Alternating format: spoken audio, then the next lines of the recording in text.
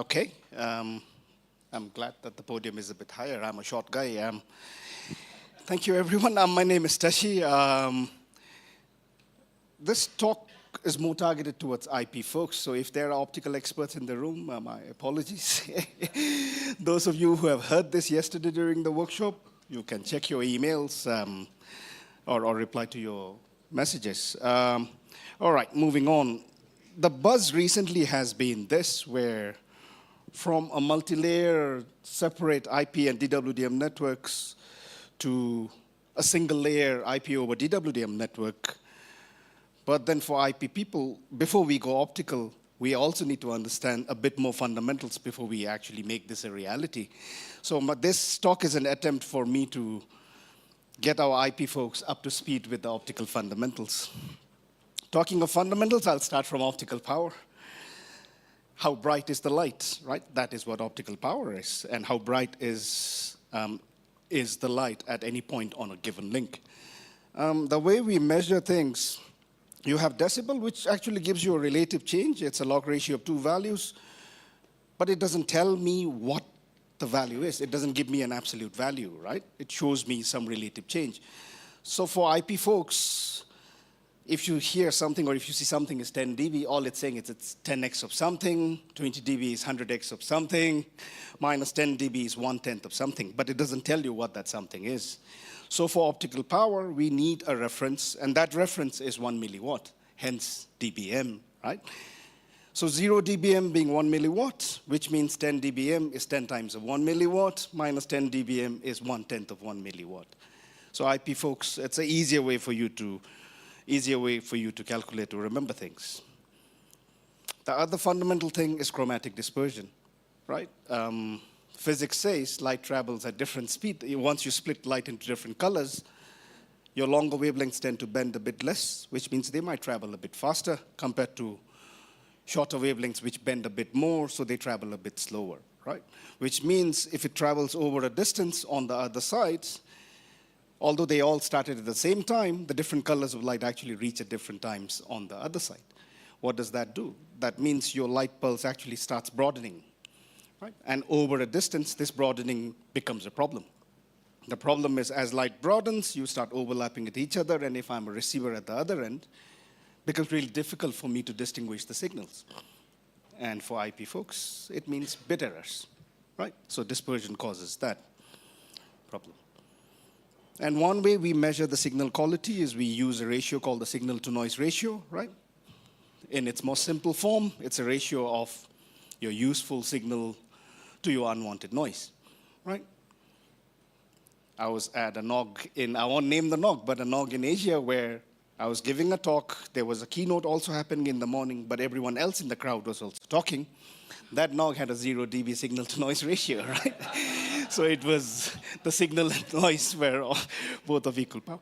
But what does it mean for an IP person? Again, not going so deep. Higher OSNR or higher optical to signal to noise ratio means the signal is clearer. So if I'm the receiver at the other end, it makes it easy for me to first detect the signal and then decode any information that was encoded on that signal, right? So that's what higher OSNR means. Makes it easy for me to decode. The next concept is bit errors, right? Bit errors, again, in its most simplest form. I send you so many bits. How many bits do you receive as errored bits? A ratio of that is what we call bit error rate, right? If you see bit error rate is 10 power minus 9, maybe IP folks, your transmission team tells you that. What it means is for every billion bits I send you, 1 bit came as an error bit, right? Now, OSNR directly starts affecting your bit errors, right? Remember I said higher OSNR means a very cleaner signal, which means it's easier for me to decode, right? But a lower OSNR signal means it's a very noisier signal, and if I'm a receiver, it becomes really difficult for me to either detect or decode. I might be able to detect, but I may not be able to decode information out of a noisier signal, right? Putting things into perspective, right? A 16-QAM constellation example here, you have the first one with a very good OSNR of 30 dB. If I'm the receiver at the other end, easy for me to detect identify each of the constellation points and also decode information. But as the OSNR degrades, you can see things are getting a bit smudged. I can still make out where the signals are in the constellation and also decode. But as it gets very noisy, down to 5 dB, you see that the signal is all over the place. And if I'm a receiver, I may not want to put in that much effort to try and make sense of that. I might ask the transmitter, hey, retransmit, right? Because it's too noisy, the error rate is so high, right? So we are smart, so we come up with solutions, right? So we say, okay, if there are errors, why don't we correct those errors? And that's what we use forward error correction for, right? What it does is, again, at a very abstract level, when I transmit things across to the receiver, I throw in some extra hints in that information that I send so that the receiver uses that as a reference to correct errors that you receive, right? An image that I generated using ChatGPT, right? You're trying to call, you're trying to talk with someone on a very noisy telephone link in the old days. Right? What you end up doing is most of the time the other side keeps telling you, can you repeat what you said? Can you repeat what you said? It's just too noisy. But what if with FEC enabled, you agree on a quorum and say, hey, if it's something important, just paraphrase it. Give me hints. So with enough hints, even though it's a noisy link, the receiver is able to correct those errors and make sense of what you were trying to say. Right? So FEC works exactly that way. What it means in reality or in practice is with this forward error correction capability, even on a bad quality link, I might be able to still work with the bad quality link because whatever errors I receive at the other end, I might be able to correct it, right? But like I said yesterday in the workshop, no free lunch. FEC can't do magic, right? If the noise is so bad, if the OSNR is so low, the errors become just too big even for FEC to correct it, right? So forward error correction does not make a bad link good. It just tries to help correct errors on the other end. Some more basics.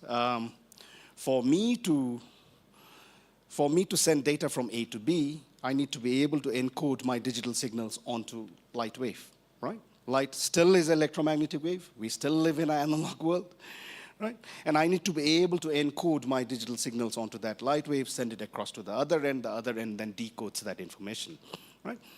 The rate at which we modulate is what we call the baud rate, right? So for IP folks, if you start hearing things like, oh, it's a 10 gigabaud signal, what does it mean? Think of it like me flashing torch at you 10 billion times a second, right? So that's what a 10 gigabaud signal means. Now, modulation is one thing. I come from a microwave radio background before I moved to IP, right? And in the radio world, we were doing some fancy things, right? Optics folks are still catching up. I know we're optics shirt. And optics began using very simple modulation techniques, right? It was called IMDD, intensity modulation. Intensity meaning I only know how to manipulate the brightness of the light, right? Intensity. Direct detection meaning I have very inexpensive receivers at the other end, photodiode, which only knows how to detect the changes in the brightness of the light, right? So very simple, very inexpensive. And the most common modulation is NRZ, or none return to zero, where I only use the amplitude of the light to encode data, right? And the way we interpret or encode data is if there's presence of light, interpret that as 1, absence of light, interpret that as 0, which means I'm now able to encode 1 bit per symbol, right? So for example, if I had a 50 gigabaud signal, what kind of bit rate can I get with NRZ? I can only encode 1 bit per symbol. I have a 50 gigabaud signal, which means I can achieve 50 gigabits per second, right? So how do we achieve higher bit rates, higher data rates, right? Modern times, we require higher data rates. I was just talking outside during the coffee break. I started with, when I joined Bhutan Telecom, we started with dial-up connections, right? But now, people take bandwidth for granted, right? So how do we achieve this higher bit rates? One option is we keep increasing the signal. We keep going crazy with baud rates. But again, baud rates, they have a problem with dispersion over longer distances, right? If you go with bigger signals. And when you go with bigger signals, I require more channel size. I require more spectrum, right? And spectrum is not readily available. So how do we continue to achieve higher bit rates, but with direct detection receivers? Again, just a recap, that receiver only knows how to detect the changes in the brightness of the light. So what do? We go with higher order modulations, meaning let's look at ways to encode more data or more bits per symbol. One such modulation technique is what we call PAM4, pulse amplitude modulation 4 level. If you remember NRZ, it only had 2 amplitude levels, 0 or 1, right? Presence of light was 1, absence of light was 0. But with PAM4, now I have 4 different levels of amplitude, which means I can now encode 2 bits per symbol. Right? So for the same signal that I had, 50 gigabaud, the fact that I can now encode 2 bits per symbol, I achieve 100 gigabits per second. Right? So that's how we build higher data rate optics. But again, back to life's lesson of no free lunch. If you compare the signal amplitude of NRZ with PAM4, what do you see? PAM4 signal amplitude is just 1/3 of NRZ. Right? It's a smaller signal amplitude, which means it's more susceptible to noise. It's less noise tolerance. Again, noise. If it's more susceptible to noise, lower OSNR. Lower OSNR translates to higher bit errors, which means with PAM4, you can't really go so far. Right? So you will not see people using PAM4 for longer distances. Right? So we're again back to the drawing board then. I want to go longer distances, yet achieve higher bit rates. How do I do that? Go back to basics and look at the light again, right? Light has more properties than just amplitude, right? One such property of light is what we call phase, which is where is that light in its wave cycle, right? So if you look at these 2 waves, the green one is phase shifted by about 90 degrees compared to the blue one, right? So why not us leverage both the amplitude and the phase shift of light to encode more data so that we achieve a bigger data rate on the other end? One such example is QAM, quadrature amplitude modulation, where I'm able to use both the amplitude and the phase shift of 2 signals which are phase shifted by about 90 degrees, right? So here is an example I've used, a 16 QAM constellation diagram, and as you can see, now I have 16 different amplitude and phase angles where I can encode data, right? Compare it to PAM4, which means because I have 16 different points where I can encode data, 2 raised to 4 being 16, I can now encode 4 bits per symbol. Right? For the same example that I showed earlier, 50 gigabaud signal, now the fact that we can encode 4 bits per symbol, we can achieve 200 gigabits per second. So that's how we keep building higher data rates, achieving higher data rates. Right? So does that mean we just keep going crazy with higher order modulations? Because radio people are used to this. I grew up in the radio world, right? Your Wi-Fi 6 or Wi-Fi 7 uses 1024 QAM, right? So you could also have the same argument on optics and say, why not we just keep going crazy because I encode more data? Well, let's have a look at some fundamentals here, right? If you look at that 16 QAM constellation diagram, the distance between the symbol points is how immune are you to noise, your immunity to noise, right? And from the origin, how far is the point from the origin indicates how much power I need to transmit that signal, right? So if I want to keep the constellation energy the same, and if I want to pack more signals, so let's compare 16 QAM and 64 QAM, right? With 64 QAM, now my symbol points are packed more closer together, which means they are more susceptible to noise, right? They're losing their immunity to noise. Again, the fact that it's more susceptible to noise means you end up with a lower OSNR, which means you end up with more bit errors. Right? So you really can't go crazy with higher order modulations if you really want to go far. Right? So that's a problem too. So what do? Again, back to the drawing board. Can we squeeze more out of light? Turns out light still has more properties that we could leverage. Right? So far we have used amplitude, which is the brightness. We have used phase. And turns out light also has another property called polarization. Right? Again, reminding you that light is still an electromagnetic wave. Your polarization is nothing but the direction of that electric field, right? In this example, it's vertical, so it's a vertically polarized light. I could flip this and make it a horizontally polarized light. And before we even talk optics, we use polarization on a daily basis in our life, right? I live in Australia. Brisbane is a very sunny place. I need sunglasses. Right? Because your sunlight hits the ground, reflects to me. The reflected light is a bit more on the horizontal polarization. So my sunglass blocks out that light, allows vertically polarized light to get through, and then that's how I remove glare. right? So we use that, but how do we use it in optics? So in optics, if I can send two different polarized lights that don't interfere with each other, I can actually send two independent data streams, right? Which means I can effectively double the bandwidth, right? So great, we have doubled the bandwidth, but then we create another problem. If you look at that animation out there of a dual polarized 16-comm signal, if I'm the receiver on the other end and trying to make sense of this signal I just received, I first may not know how to detect it. Even if I manage to detect it, how do I decode information out of this? Especially if I'm a very simple direct detection receiver. Remember, direct detection is I only know how to interpret changes in the brightness of the light. I wouldn't know how to decode information from this dual polarized phase-shifted light, right? So what do? We again come up with a solution. So that's where we have coherent receivers, right? The idea being we have a local oscillator, which is a laser, and then you mix that with your incoming signal, right? Coherently you mix that so that you are then able to extract the amplitude and phase information per polarization, right? So now revisiting our data rate. So again, sticking to the same 50 gigabaud signal with 16 QAM, we can encode 4 bits per signal. We achieve 200 gigabits per second.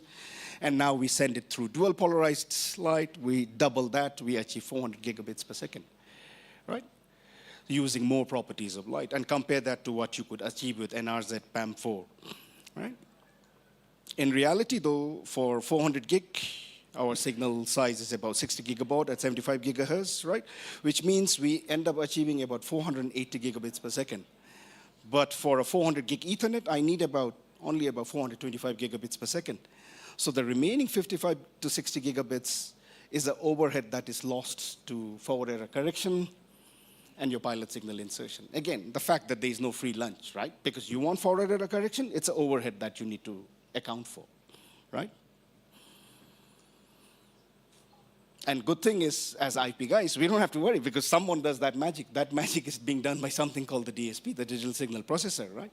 Where it's responsible for encoding data into phase, amplitude, and polarization. And on the other end, it's responsible for decoding information out. It does all the error corrections. It does dispersion compensation. And it also does something called probabilistic shaping, where the idea is to keep the power low, can I use the low power inner points more of a constellation point, right?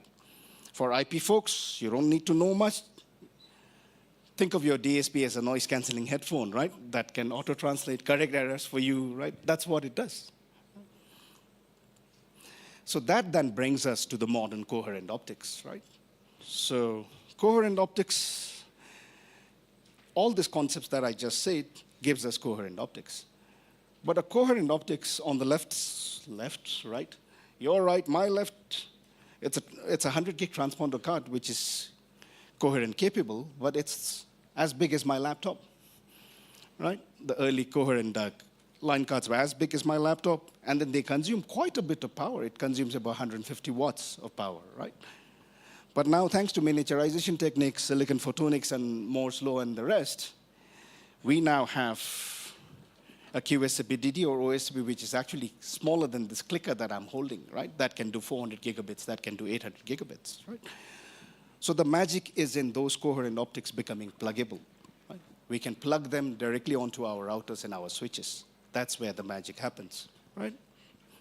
And as you can see, the power consumption, if you compare the power consumption, just for your 100 gig transponder card, it consumed about 90 to 150 watts, right? And if you compare that to your 400 gig or 800 gig pluggable optics, they consume about 30 watts. So it's a massive reduction in the power consumed per bit, right? Which is useful, right? And now, thanks to open standards, optics or transmission in the old days was always one vendor, vertically integrated. But now, thanks to all these open standards, we now have a disaggregated environment, right? Where I could now have plug from somebody, an open line system from somebody, right? Which means for IP environment, it becomes easy for IP folks to consume, right?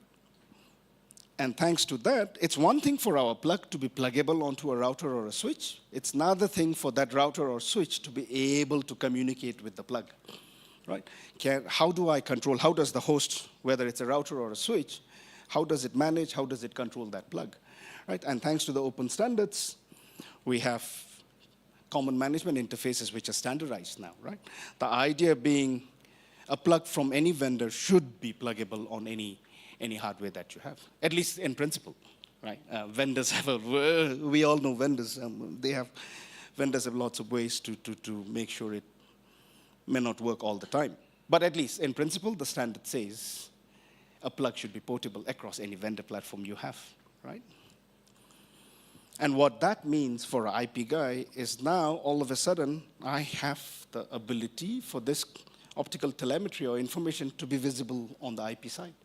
Right? You plug this into a router or a switch, and this is what I see on the router and switch. And this was the reason why I had to run you through all these fundamentals, because once you see this coherent telemetry on your box, we need to be able to make sense of what these parameters mean. Right? And as IP folks, if you already have some automation magic that you are doing, can we now start consuming these parameters, right?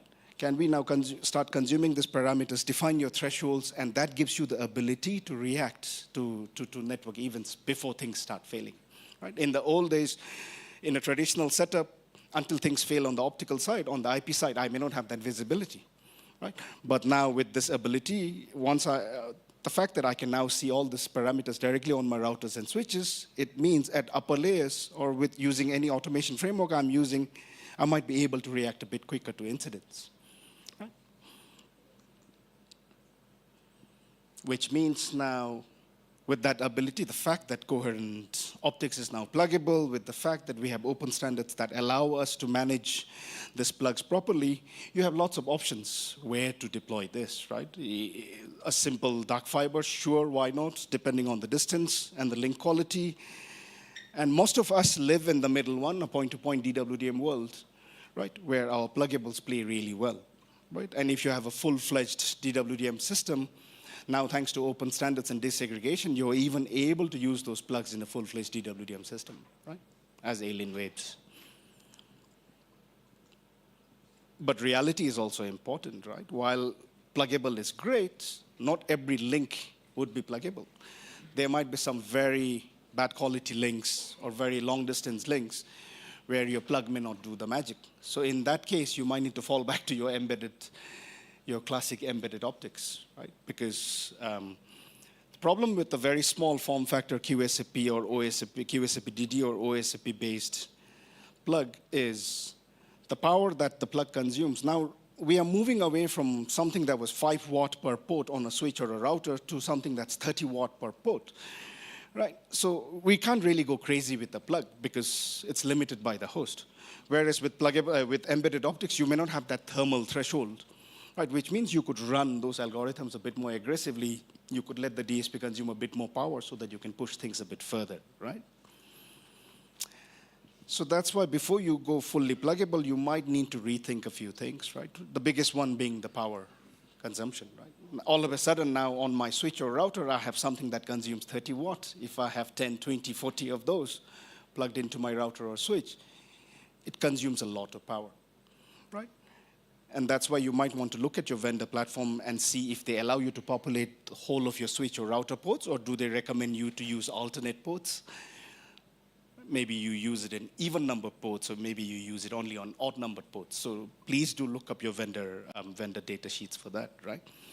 It also means the fact that if I now fully load a router or a switch with coherent plugs, it starts, because all that 30 watt of power that I consume, the actual power that I use for transmission may not be much. More than 99% of the power I consume is lost as heat because it's consumed by the DSP, right? Which means you might need to augment your cooling system too. And while you augment your cooling system, you might also need to augment your power system because it consumes more power to cool the extra heat that you generate now, right? And it's no more just me talking or people doing it in labs. We have people deploying it out there in the wild, right? Look at some of the span distances. The amazing one is what the likes of Arnett have managed to do, 4,600 from Sydney to Perth to Singapore, looped back, right? So it's about 2,300 kilometers one way, so they have managed to build it over a 4,600 kilometer link. Right? Thank you, that is my talk. Thank you so much.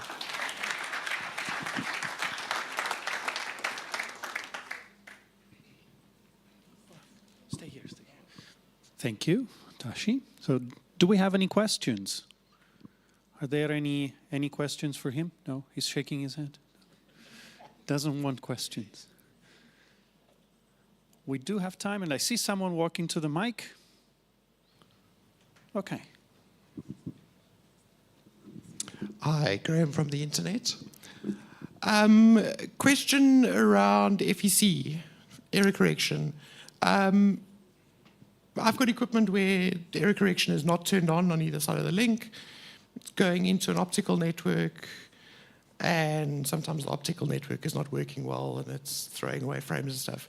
Would FEC on top of that existing link improve the performance that is experienced by the IP layer running on top there, or would it not make much difference if it's just an optical network causing issues? Yeah, okay. No, thank you for the question. I'm trying to think. Yeah. Again, with the coherent optics, the fact that it has the ability to do forward error correction on the optics itself helps if that's the kind of optics you're using. And if you're not using those kind of optics, you might need to do forward error correction more on the host themselves, the two-end host, if they have that capability. But I think it goes back to what I said earlier. If your link is so bad, where the OSNR is already so bad, which means your bit error threshold, the pre-correction bit error is just too high. Even if you have FEC, it may not help, even if you have forward error correction capability. Then maybe an extension to that, if you're dealing with an optical network, an OTN, which is doing transponders and stuff, are you faking just with the transponder? You're not faking over the whole link, is that correct? No, you're faking it over the link, right? Two transponders at the two ends. No, but I'm saying from the IP equipment. So I'm IP into a transponder. So I'm just faking between me and the transponder. I'm not actually faking the whole link. The faking happens at the two transponders across the two transponders. Yeah. Okay. Yeah. So I don't gain anything over the whole link. Then I just gain over the cross connect, which is probably not what's broken. No.